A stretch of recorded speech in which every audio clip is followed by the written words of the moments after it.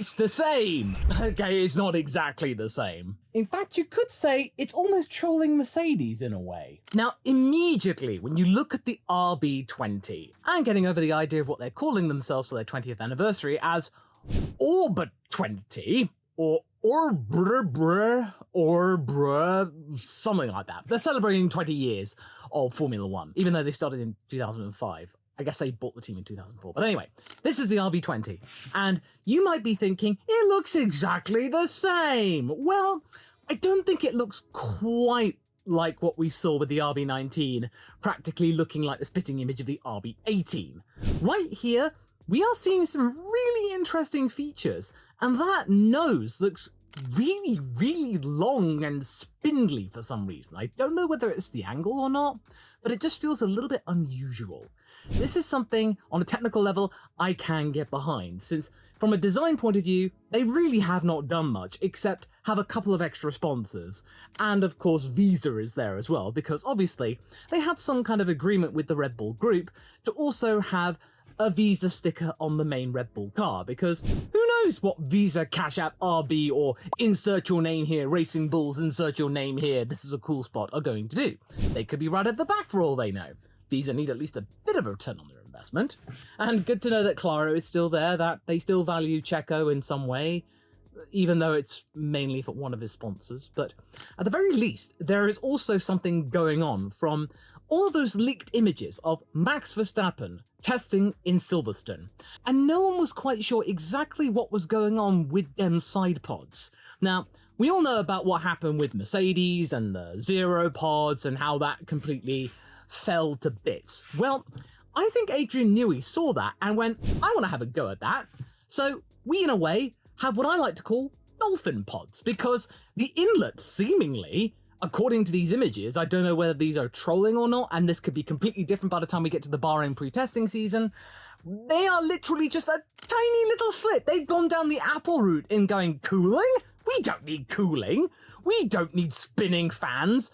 We just need a warm airflow.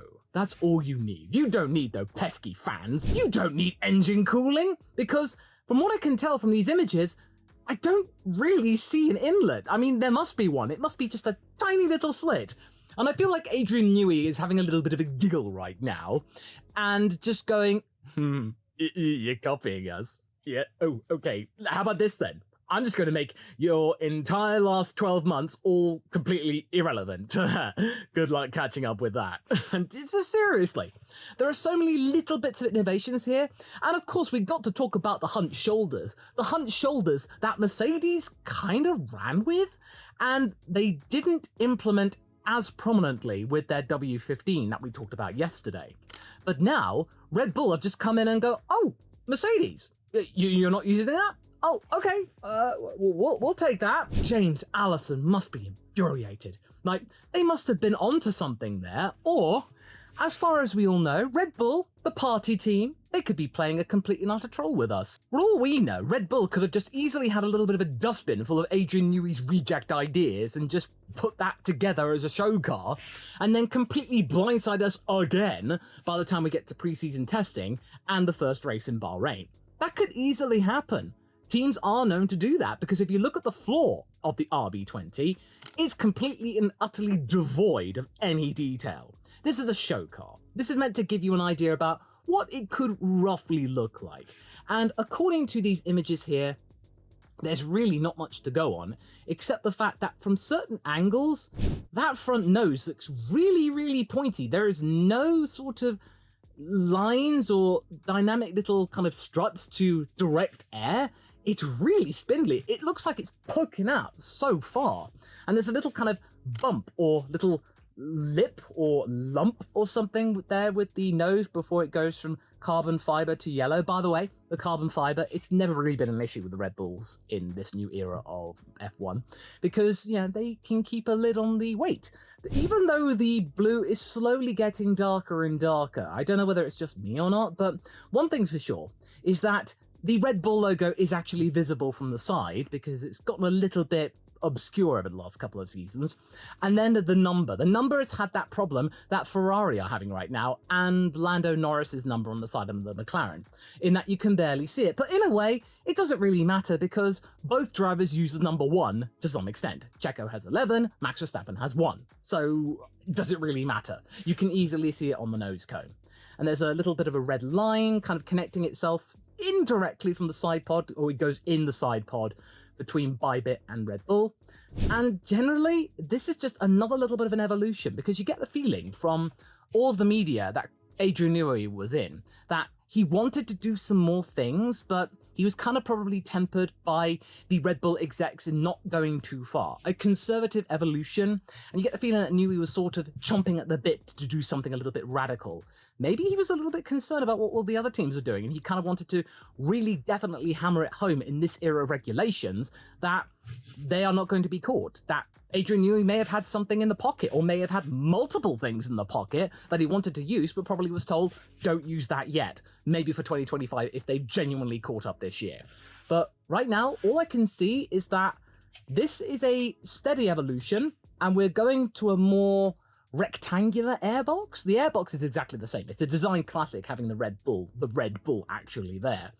And according to all of the other logo placements, there's really not much difference. At least Honda has a little bit more prevalence because it was a little bit obscure last year. So you can actually tell it's still Honda. It's still Honda, even though it's Red Bull powertrains on the entry list. So that's something.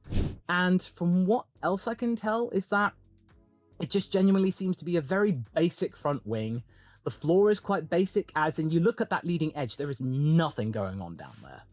And it's just, I can't get over those shoulders. I think Mercedes might have been onto something, and a lot of the other teams are doing it. And I think Red Bull's edition is even more extreme because they're just flat, and then they suddenly just go all the way down. So maybe Mercedes had something cooking with the W14, and then they got pressured to completely put that in the bin because it was associated with the Zero Pod, and then James Allison comes back in, and then they have to completely start over with a fresh design.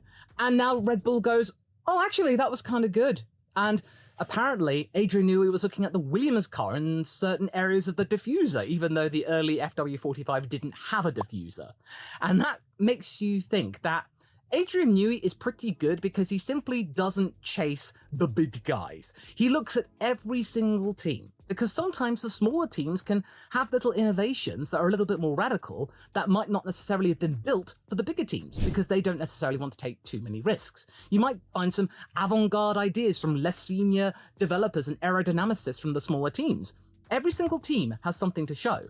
So Adrian Newey's always there with his clipboard and always taking notes for every single team. No team is safe from Adrian Newey's clipboard. That's something to remember here. And it's also a good lesson in life. Don't just always chase the best. Look at everybody, because you might find a real diamond in the rough further down the field, or from somebody relatively junior. That's a good lesson to take heed, my friend. Bank that one. But from what I can tell here is that it does look relatively basic, but those side pods are definitely a talking point here. And I remember all of the furore when it came to those Silverstone pictures in the rain where you could see the airflow around the side pod. Everyone was trying to get high-res images of what those side pods were doing, and everyone was just kind of bashing their heads and thinking, oh my god, Red Bull went with the underbite and now they're going with the overbite again, whilst everyone else is copying the underbite.